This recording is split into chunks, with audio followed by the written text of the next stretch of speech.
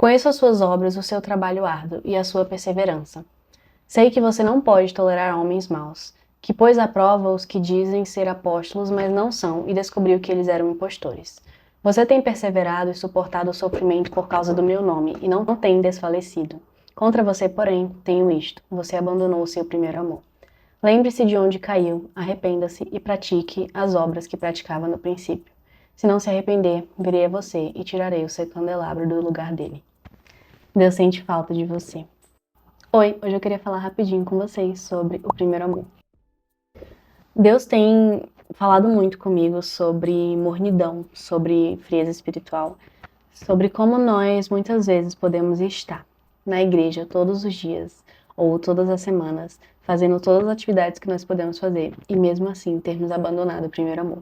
Eu acho muito interessante que ele começa falando, né, que Deus ele conhece o nosso trabalho. Deus ele conhece as nossas atitudes, ele conhece o que a gente vem fazendo e ele valoriza isso, sabe? Ele honra isso. Ele não chegou para a igreja de Éfeso falando assim: "Ah, você deixou seu primeiro amor, tá tudo errado. Se arrepende e volta." Ele começou falando: "Eu conheço as tuas obras. Parabéns por isso, por isso e por isso. Porque você tem suportado o sofrimento, você tem se posicionado diante das coisas erradas, mas contra você eu tenho apenas isso: você deixou o seu primeiro amor."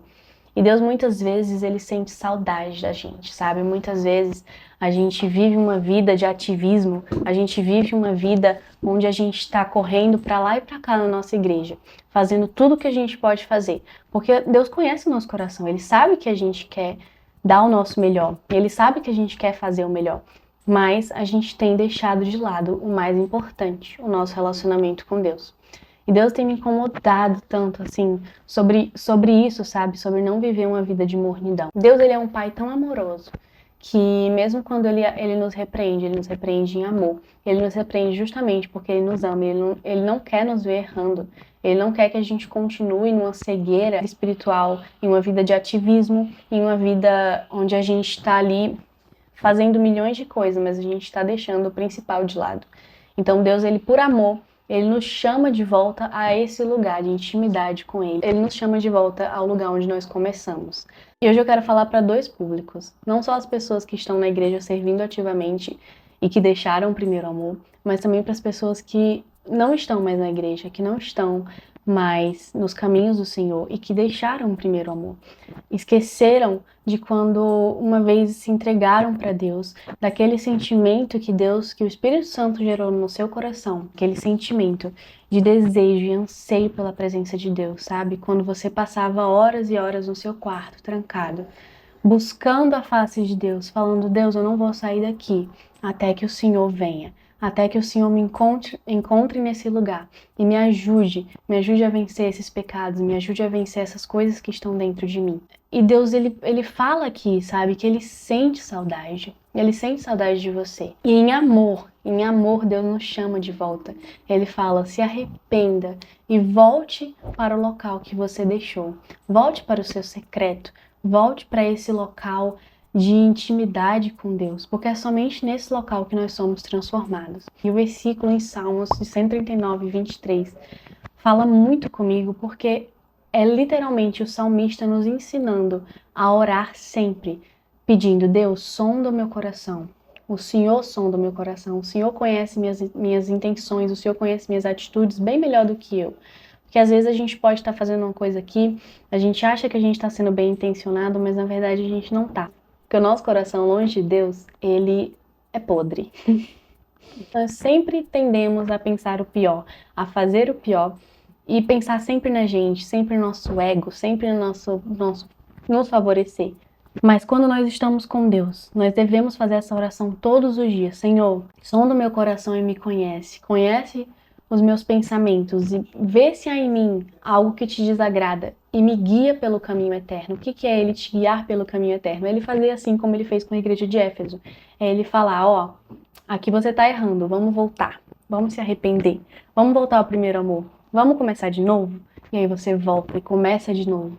E aí você continua a sua caminhada com Deus, aí chega um pouquinho mais na frente e você se esquece de novo. Aí você vai lá: "Deus." Você está sempre orando, você está sempre pedindo: "Deus, sonda o meu coração, conhece minhas intenções." E aí Deus, ele vai lá e fala: "Ó, precisa melhorar nisso aqui. Vamos fazer assim?" E você volta e você começa de novo. E é assim a caminhada com Deus, é assim a caminhada cristã. A gente não é perfeito, não tem ninguém perfeito, não tem ninguém santo, não tem ninguém que nunca pecou na vida e que não vai pecar nunca mais, mas pela graça. Inclusive eu estou lendo esse livro, eu recomendo. Ele é muito bom, mas eu demoro muito para ler porque ele é aquele livro assim pesado, aquele livro que você tem que parar para prestar atenção, sabe? E na página 217 fala assim: ele tá falando sobre a graça, né? O nome do livro é Graça Transformadora. E ele fala sobre a multiforme graça, que a graça ela tem diversas formas de operar na nossa vida. Não apenas nos perdoando, nos lavando do pecado, mas nos livrando do pecado também. E aqui ele está falando sobre isso. Apesar de ser a nossa responsabilidade de dominar os desejos da carne, o Pai Celestial decidiu nos auxiliar, empoderando-nos com a sua graça, a fim de podermos resistir às tentações com sua ajuda. Isso é maravilhoso. Entretanto, conheço poucos cristãos que realmente oram para não cair em tentação. Muitos deixam para orar somente depois que caem. A maioria parece não entender ou não conseguir acreditar nessa força capacitadora para uma vida de santidade. Cara, isso falou demais comigo, sabe? Sobre como Deus, ele não só nos perdoa do pecado, ele não só nos limpa do pecado e nos faz voltar e continuar caminhando com ele, mas ele também nos dá essa força, que é a graça, que ela está conosco, que nos capacita a não cair.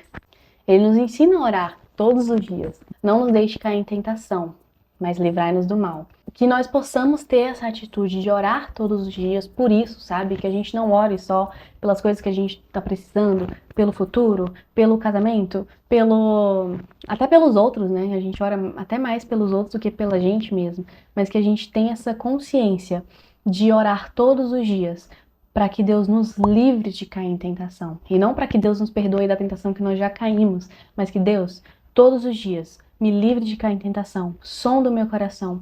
Se eu estou fazendo algo errado, me avise. Ou se eu estou perto de fazer alguma coisa errada, me livre disso.